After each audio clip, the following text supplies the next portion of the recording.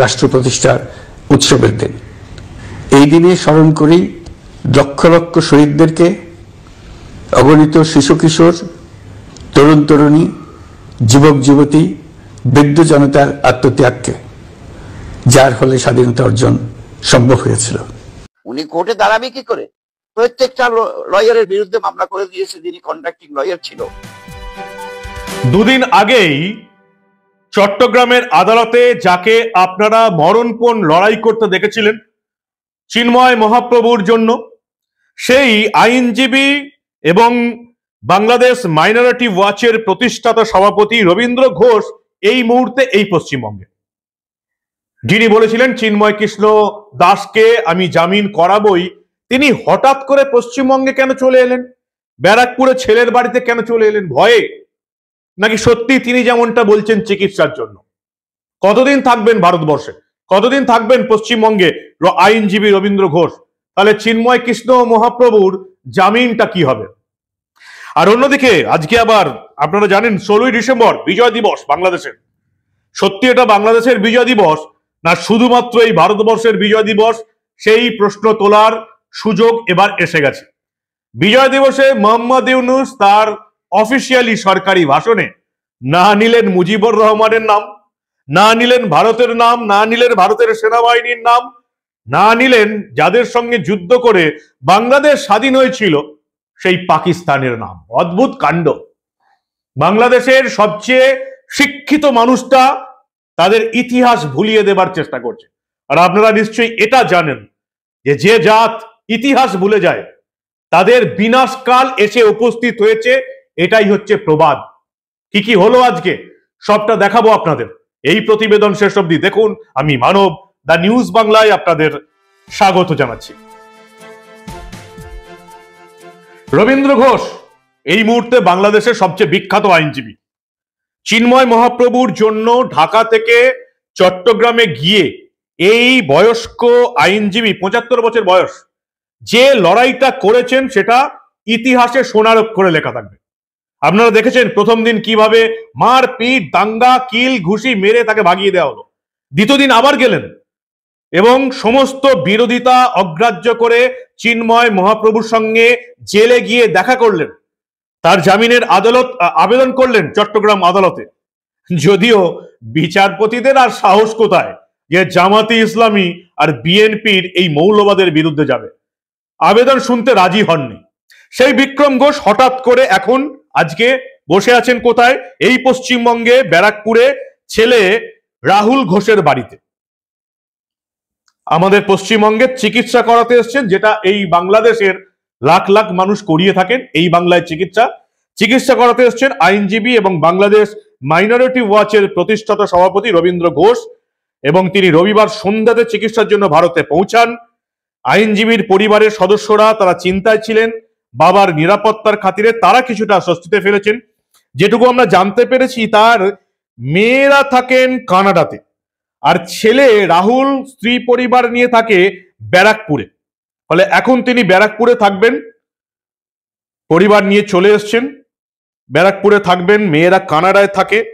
কিন্তু কথা হচ্ছে তিনি কবে ফিরবেন, এটাই হচ্ছে সবচেয়ে বড় প্রশ্ন। কি বলেছিলেন রবীন্দ্র ঘোষ আরো একবার শুনে নিন আপনারা। কিন্তু ওখানকার যারা জেল কর্তৃপক্ষ উনাকে আর আমাকে ঘিরে রেখেছে। চিন্ময় প্রভু কি কথাগুলা বলছে আমাকে, সেগুলা ওনারা রেকর্ড করছিল। উনি বলেছেন আমি ভালো আছি, উনি বলেছেন আমাকে কোনো শারীরিক নির্যাতন করা হচ্ছে না। একটা আপিল করেছেন, আরো 2 জন সাধু ওখানে ওনার সঙ্গে আছে, যে সাধুরের কোনো অভিযোগ নাই, শুধু ওনাকে দেখতে গেল কেন, এটাই ছিল তার বিরুদ্ধে অভিযোগ। তাই যদি হয় তো লয়াররা কি করে যাচ্ছে? লয়ারের বিরুদ্ধে তো মামলায় দিয়ে বসেছে। উনি কোর্টে দাঁড়াবে কি করে? প্রত্যেকটা লয়ারের বিরুদ্ধে মামলা করে দিয়েছে যিনি কন্ট্রাক্টিং লয়ার ছিল। আইনজীবীদের বিরুদ্ধে একের পর এক মামলা হয়েছে, যারাই চিন্ময় মহাপ্রভুর হয়ে দাঁড়িয়েছেন তাদের বিরুদ্ধেই মামলা হয়েছে। স্থানীয় আইনজীবীদের এই মামলাটি লড়ার অনুরোধ করেছেন এই বিক্রম ঘোষ আইনজীবী। তিনি এই মামলাটি ঢাকায় উচ্চ আদালতে সরানোর জন্য আবেদন করেছেন। কিন্তু কবে চট্টগ্রাম থেকে এই মামলা সরবে সেটাই প্রশ্ন। তিনি আবার পশ্চিমবঙ্গে চলে এলেন, ব্যারাকপুরে রয়েছেন। তাহলে চিন্ময় কৃষ্ণ মহাপ্রভুর কি হবে? তিনি কেন চলে এলেন? চিকিৎসার জন্য নাকি সত্যি জীবনের ভয়ে? সেটাও একটা প্রশ্ন থেকে গেল। কিন্তু যে লড়াইটা এই 75 বয়সী মানুষটা লড়েছেন, হ্যাটস অফ। অন্যদিকে ইতিহাস ভোলানোর চেষ্টা করছেন বাংলাদেশের সবচেয়ে শিক্ষিত মানুষটা, নোবেলে শান্তি পেয়ে দেশে গদিতে বসেই ইতিহাস ভুলিয়ে দেওয়ার চেষ্টা করছেন, মুজিবুর রহমানকে মুছে ফেলার চেষ্টা করছেন।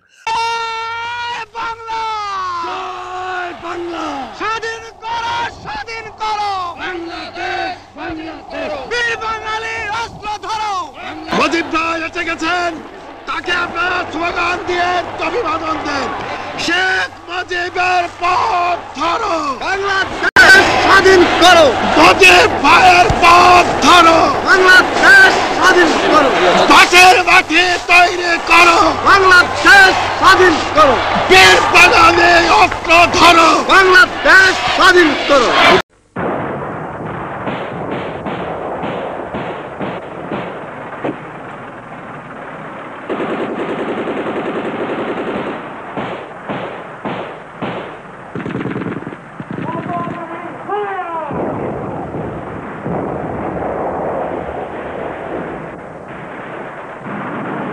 আজকে ঢাকাতে বিজয় দিবসে এই মোহাম্মদ ইউনূস তার ভাষণে না বললেন ভারতীয় সেনাবাহিনীর কথা, না উচ্চারণ করলেন মুজিবুর রহমানের কথা, না উচ্চারণ করলেন কাদের বিরুদ্ধে লড়াই লড়তে হয়েছিল, খান সেনাদের সেই অত্যাচারের কথা, পাকিস্তানের কথা, একটা কথাও তিনি বললেন না। ছোট করে একবার শুনে নিন বিজয় দিবস 16ই ডিসেম্বর ঠিক কি বললেন মোহাম্মদ ইউনূস, দেখুন আপনারা। রাষ্ট্র প্রতিষ্ঠার উৎসবের দিন, এই দিনে স্মরণ করি লক্ষ লক্ষ শহীদদেরকে, অগণিত শিশু কিশোর, তরুণ তরুণী, যুবক যুবতী, বৃদ্ধ জনতার আত্মত্যাগকে, যার ফলে স্বাধীনতা অর্জন সম্ভব হয়েছিল। কিন্তু আমরা সেই অর্জনকে আমাদের দোষে সম্পূর্ণতা দিতে পারিনি। সর্বশেষ এবং প্রচণ্ডতম আঘাত হানল এক স্বৈরাচারী সরকার। সে প্রতিজ্ঞা করেই বসছিল এদেশের মঙ্গল হতে পারে এমন কিছুই সে অবশিষ্ট থাকতে দেবে না। এবছরের বিজয় দিবস বিশেষ কারণে মহানন্দের দিন। মাত্র 4 মাস আগে একটি অসম্ভব সম্ভব হয়ে গেল। দেশের সবাই মিলে একজোটে হুঙ্কার দিয়ে উঠল, পৃথিবীর ঘৃণ্যতম স্বৈরাচারী শাসককে পালিয়ে যেতে বাধ্য করে আমাদের প্রিয় দেশকে মুক্ত করেছে ছাত্র জনতার সম্মিলিত অভ্যুত্থান। যে হাজার হাজার শহীদ এবং আহতদের আত্মত্যাগ এবং ছাত্র জনতার অটুট ঐক্যের মাধ্যমে এই গণ অভ্যুত্থান সম্ভব হলো, তাদের সবাইকে স্মরণ করি এবং আজ এবারের মহাবিজয়ের দিনে সমগ্র জাতির পক্ষ থেকে তাদের প্রতি সশ্রদ্ধ সালাম জানাই। নাগরিক অধিকার ও মর্যাদা নিশ্চিতের জন্য, গণতন্ত্রের জন্য একটি বৈষম্যহীন দেশ গড়ার তাগিদে ছাত্র জনতা স্বৈরাচারীর রক্তচক্ষুকে উপেক্ষা করে রক্ত দিয়ে 4 মাস আগে নতুন বাংলাদেশ গড়ার জন্য যে ঐক্য গড়ে তুলেছিল, সে ঐক্য এখনো পাথরের মতো মজবুত আছে।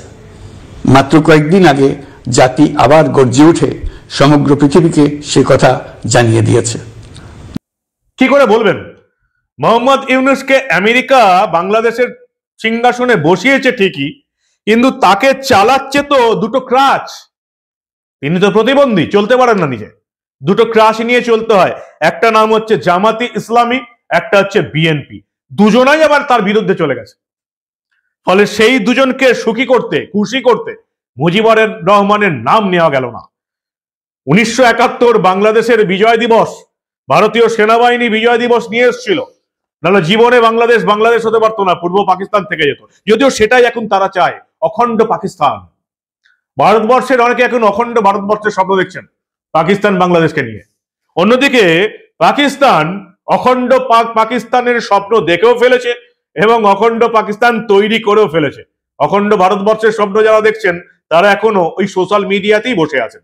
অখণ্ড পাকিস্তান হয়ে গেছে, স্বীকার করুন আর নাই করুন। তাই মোহাম্মদ ইউনূসের ভাষণে না আছে মুজিবুর রহমান, না আছে ভারত, না আছে ভারতের সেনাবাহিনী। এর আগে যতজন ভাষণ দিয়েছেন বিজয় দিবসে, প্রতিজন এই মুক্তিযুদ্ধের মূল কারিগর শেখ মুজিবুর রহমান, সেদেশের 4 জাতীয় নেতা সৈয়দ নজিরুল ইসলাম, তাজউদ্দিন আহমেদ, মোহাম্মদ মনসুর আলী এবং AHM কামারুজ্জামানকে স্মরণ করেছেন। এই 5 জন নেতা প্রতিকৃত যাদের মাথায় বসেছিলেন শেখ মুজিবুর রহমান, বাংলাদেশকে স্বাধীন করেছিলেন পূর্ব পাকিস্তান থেকে, বাংলা ভাষার জন্য লড়েছিলেন।